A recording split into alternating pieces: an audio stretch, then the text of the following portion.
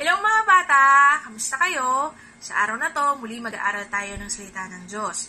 Pero bago yon, tayo muna ay manalangin. Let's pray. Heavenly Father, maraming salamat po sa araw na ito. Sa panibagong buhay na ibinigay mo, Lord, sa bawat isa sa amin.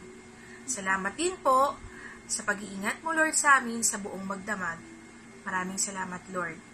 And Lord, sa umagang ito, sa aming pong pag-aaral ng iyong mga salita, Lord, tulungan mo po kami na maunawaan ang iyong mensahe. Ganon din po, Lord God, tulungan nyo rin po at ikubli nyo lamang po sa inyong likuran ang magtuturo, Lord, sa umagang ito ng iyong salita. At Lord, patuloy, Lord, na ikaw lamang po ang mapapurihan po namin. Muli, Lord God, maraming salamat po. Ito po ang aming samot dalangin sa pangalan ni Jesus. Amen.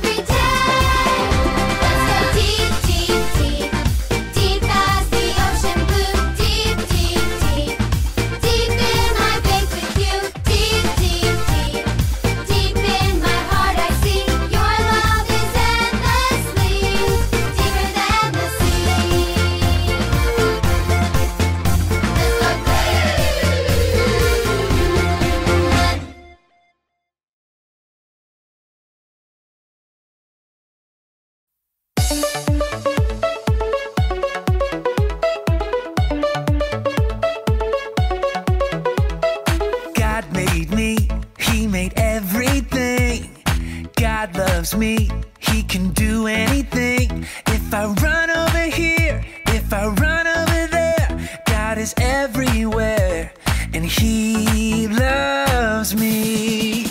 When I look up, up, up, I know he's real. When I look down, down, down, I believe what I found. When I look in God's word and I search for him, he rewards me, 'cause he loves me. God made me, he made everything. God loves me, he can do anything. If I run over here, if I run over there, God is everywhere and he loves me. When I look up, up, up, I know he's real. When I look down, down, down, I believe what I found. When I look in God's word and I search for him, he rewards me, 'cause he loves me. When I look up, up, up, I know he's real. When I look down, down, down, I believe what I found. When I look in God's word and I search for him, he rewards me, 'cause he loves me, 'cause he loves me, 'cause he loves me.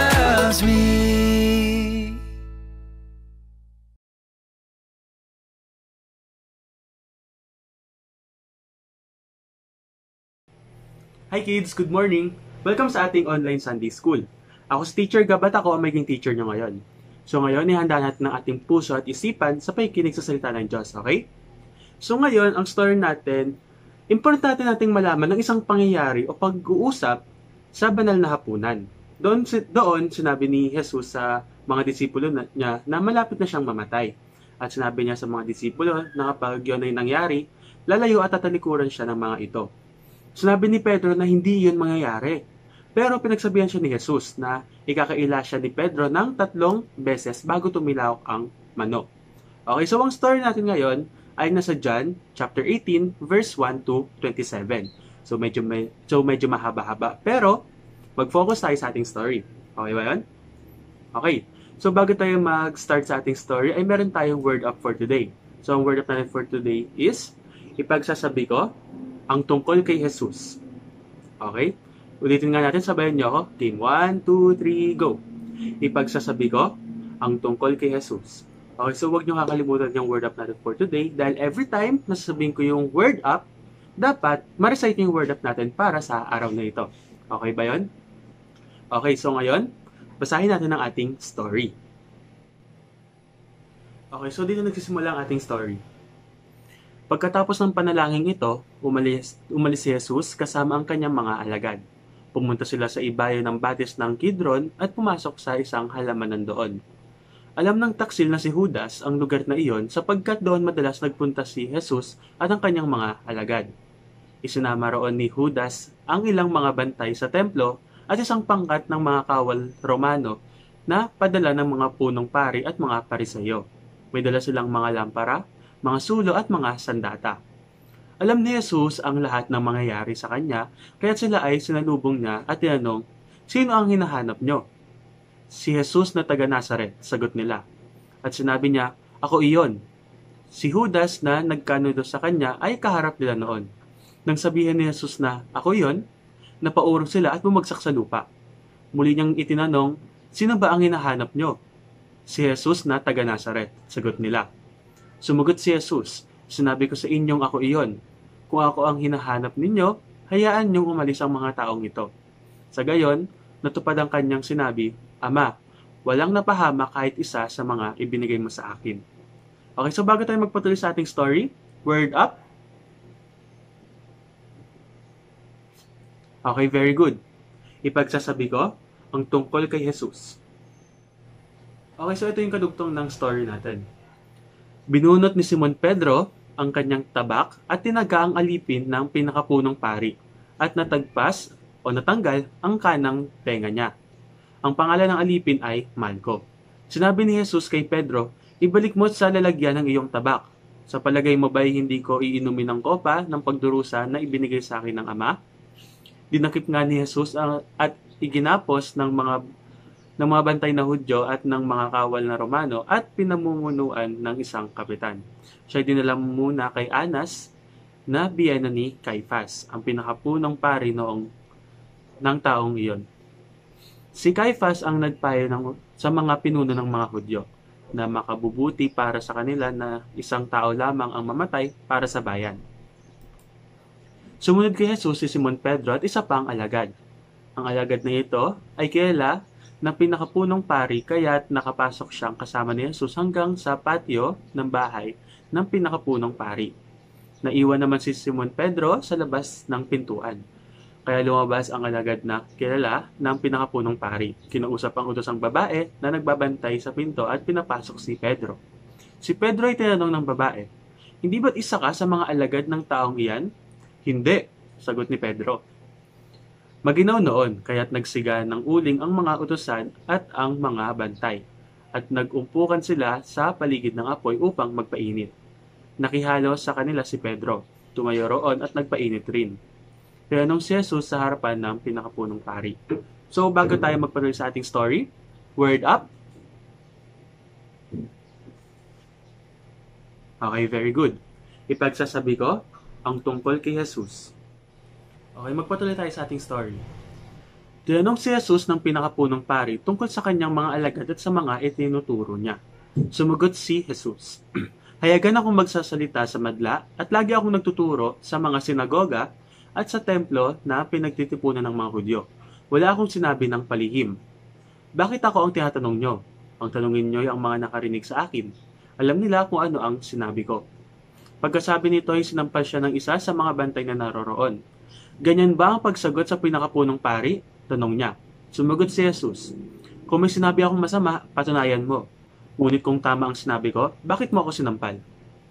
Matapos ito, si Jesus na nakagapos pa noon ay pinadala ni Anas kay Caiphas, ang pinakapunong pari. Habang nagaganap ito, si Simon Pedro ay nakatayo at nagpapainit pa rin sa tabi ng apoy.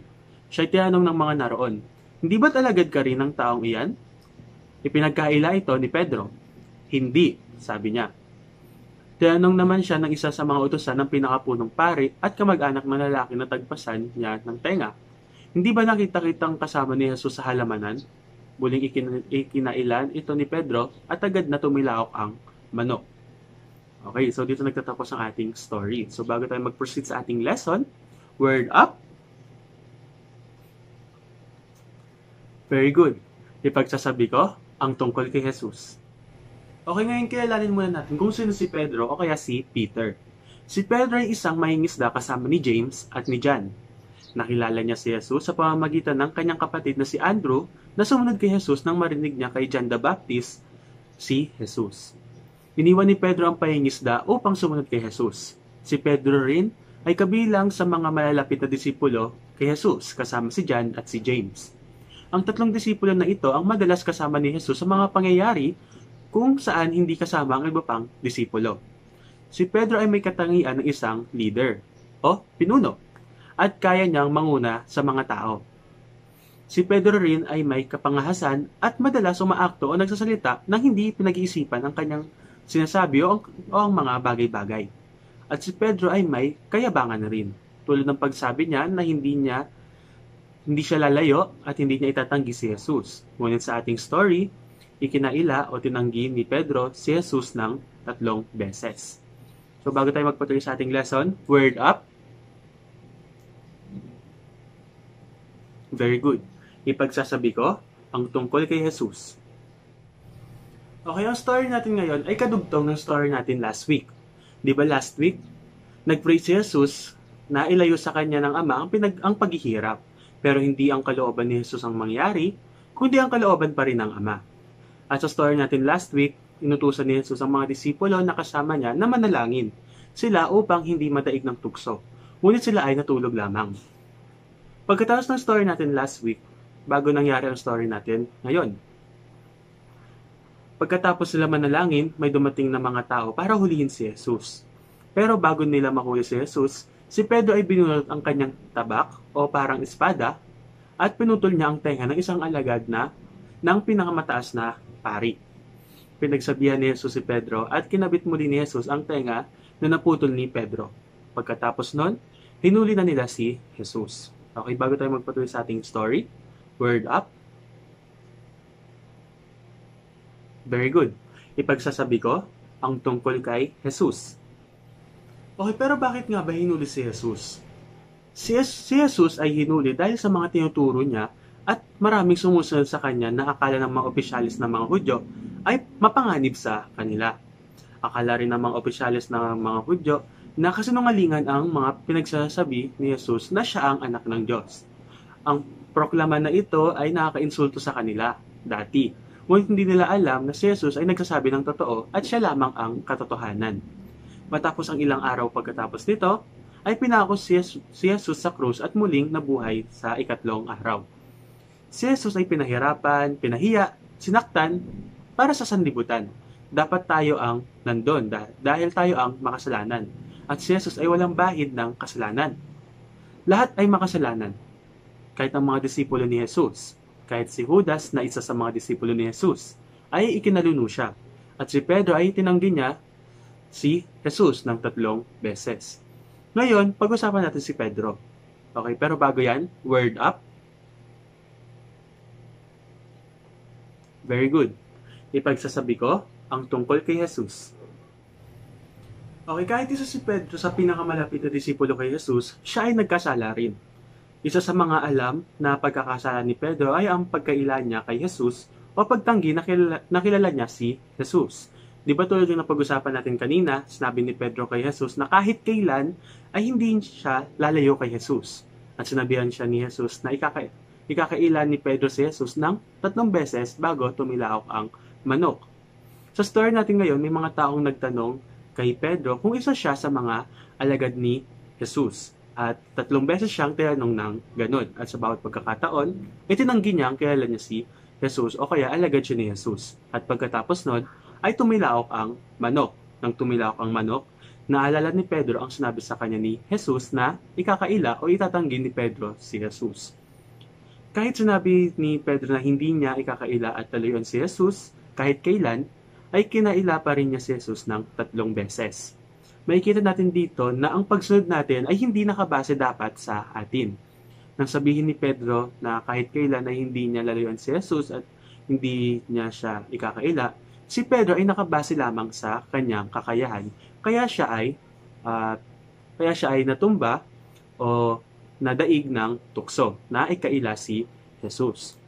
Maganda ang puso ni Pedro. Handa siyang sundan si Jesus kahit saan at handa niyang ipaglaban si Jesus. Pero kung siya ay nakatuon lang sa sarili niyang lakas at hindi siya humuhugot ng lakas sa Diyos, babagsak at babagsak siya. Ganoon rin sa atin. May mga pagkakataon na ikinakaila natin si Jesus. Kunwari, nahihiya tayo mag-pray pag tayo ang pinagpe-pray. O kaya nahihiya tayo mag-share ng gospel sa ibang tao. O kaya ayaw natin sumunod sa utos ng Diyos kasi natatakot tayong husgahan tayo ng ibang tao. Sa ating mga kasalanan, maliit man o malaki, ito ay pagtanggi o pagkaila na rin kay Jesus kasi gumagawa tayo ng mga bagay na hindi nakakalugod sa Diyos. Sa mga ganitong paraan, ikinakaila o tinatanggi natin si Jesus. Pwede natin sabihin na tayo ay susunod sa Diyos, susundin natin ang utos niya, at kahit kailan na hindi tayo lalayo sa Diyos. Pero kapag tayo ay nakabase lamang sa sarili nating kakayanan at kalakasan, at hindi tayo tumuon sa Diyos, tayo ay babagsak. Tandaan natin na wala tayong kayang gawin kung tayo lamang. Hindi natin kaya gumawa ng mga bagay na nakakalugod sa Diyos kung tayo ay kukuha lang ng lakas natin sa atin. Si Pedro ay bumagsak sa kasalanan at sa tukso. Pero ang maganda rito, ginamit pa rin siya ng Diyos ng mas lalo sa mga sumunod na panahon at ginamit siya ng Diyos upang palakasin ang mga naniniwala kay Jesus at upang ipalaganap ang magandang balita o ang gospel sa ibang tao. Ganon rin sa atin. Tayo ay babagsak sa buhay Kristiyano natin. Pero kung tayo ay tunay na nasa Diyos, gagamitin tayo ng Diyos upang maging daluyan ng kalakasan at pag-ibig na nanggagaling sa Diyos. Kung tayo ay tunay na nasa Diyos, kapag tayo ay bumagsak, ibabangon niya ulit tayo para sa karangalan at kaluwalhatian ng Diyos. Kahit gaano man tayong kamakasalanan, kapag tinanggap na si Jesus sa ating buhay bilang Panginoon at tagapagligtas, nagsisi tayo sa ating mga kasalanan at nagpabago ng buhay natin sa Kanya, tayo ay makakalapit sa Kanya at tayo ay makakatiyak na pinatawad na niya ang lahat ng kasalanan natin sa krus at kalbaryo. Okay? So, dito nagtatapos ang ating lesson. O, bago tayo pumunta sa ating memory verse, word up. Okay, very good.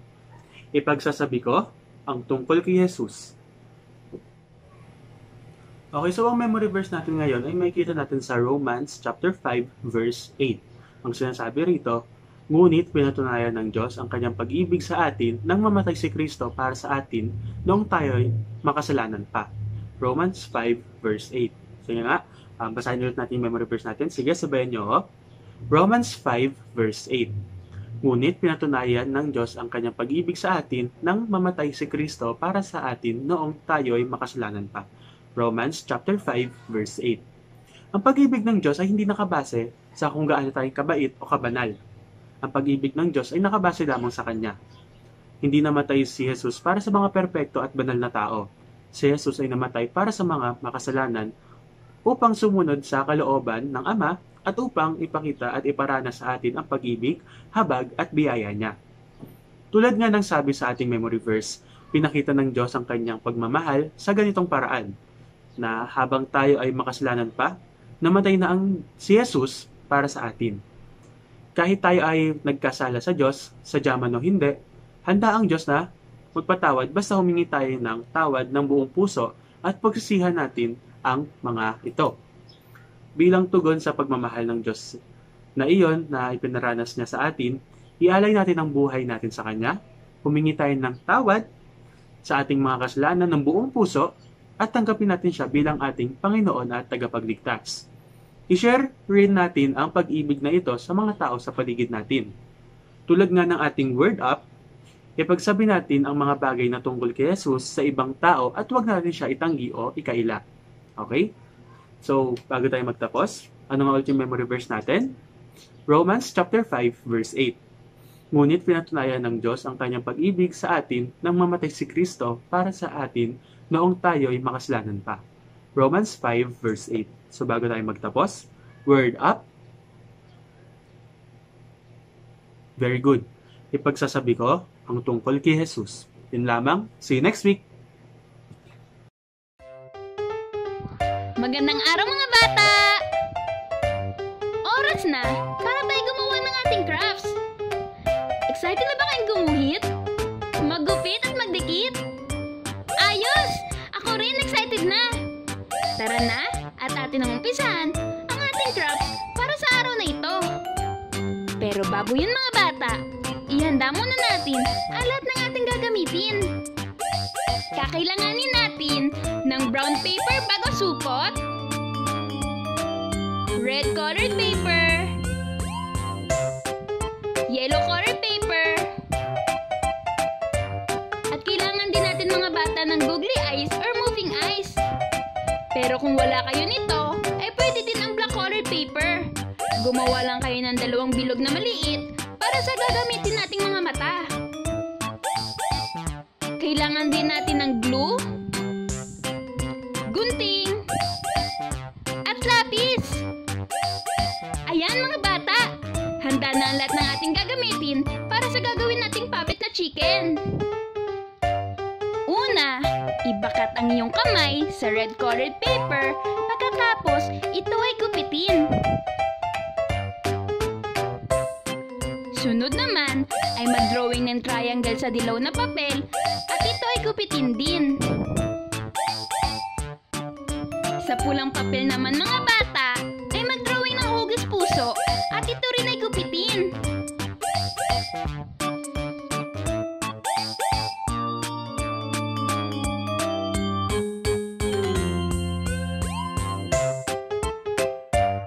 Ayan mga bata, umpisahan na natin ang magdikit. Kunin natin ang brown paper bag o supot at unang idikit ang kamay na iyong ginupit sa bandang itaas ng supot. Isunod naman ay ang googly eyes. Sa ibaba nito ay idikit ang kulay dilaw na triangle. At sa ibaba naman ng triangle ay idikit ang hugis pusong papel. Idikit natin ito mga bata ng pabaliktad. Sundan nyo lamang ang nasa video mga bata.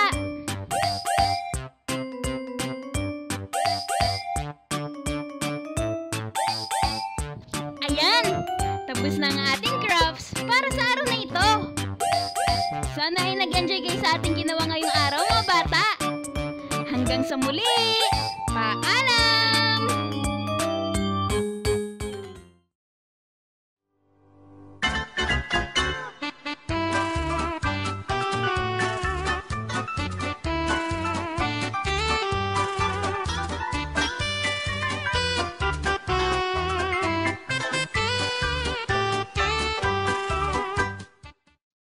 Muli, I hope and pray na meron tayong natutunan sa salita ng Panginoon. At bago tayo magtapos, dadako tayo muli sa ating pangwakas na panalangin. Sige, samahan niyo ako. Let us pray. Lord God, muli Panginoon, nagpapasalamat kami Lord God sa iyong salita na iyong binigay Panginoon sa tulong ng aming guro Lord God. Lord, pagpalain mo nawa yung buhay ng nagturong ito Panginoon at ikaw yung magbigay Lord God ng kalakasan dito Panginoon. Lord, salamat Panginoon sa iyong salita na talagang aktibo Lord God at tunay Panginoon. Lord, salamat Lord God sa buhay ng bawat isa, sa mga tao Lord God na nagpapagal Lord O God, nagpapagod Panginoon para dito Lord God. Lord, salamat Lord sa iyong biyaya, sa iyong habag Panginoon, nawa Lord God, at tumimo ito Lord God at tumanim, Lord God, sa aming puso't isipan, Panginoon. Lord, salamat, Lord, O God, sa iyong protection, Panginoon, lalo na sa pandemyang ito, Panginoon. Lord God, nawa, Panginoon, ikaw, Lord, yung kumilos sa bawat isa. At Lord God, hindi lang basta, Lord God, na aming nakinig ito. Lord God, nawa, Panginoon, may ibigay rin namin to sa ibang tao, i-share namin, Lord God, maging sa aming kaibigan, sa aming kalaro, sa aming pamilya, Panginoon. At Lord God, ikaw yung magbigay nito, Panginoon, sa aming mga puso't isipan, Panginoon. Lord, maraming salamat, Panginoon, hanggang sa aming susunod na linggo, Panginoon. Nawa, Lord God, ikaw yung magkaloob nito, Panginoon. Ito ang aming samot na langit sa tanging pangalan ng aming Panginoon Jesus. Amen.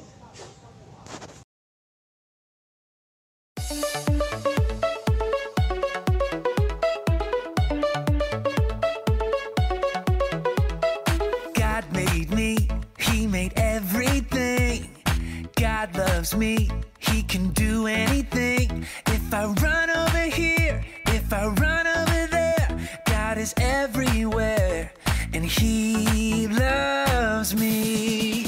When I look up, up, up, I know He's real. When I look down, down, down, I believe what I found. When I look in God's Word and I search for Him, He rewards me, 'cause He loves me.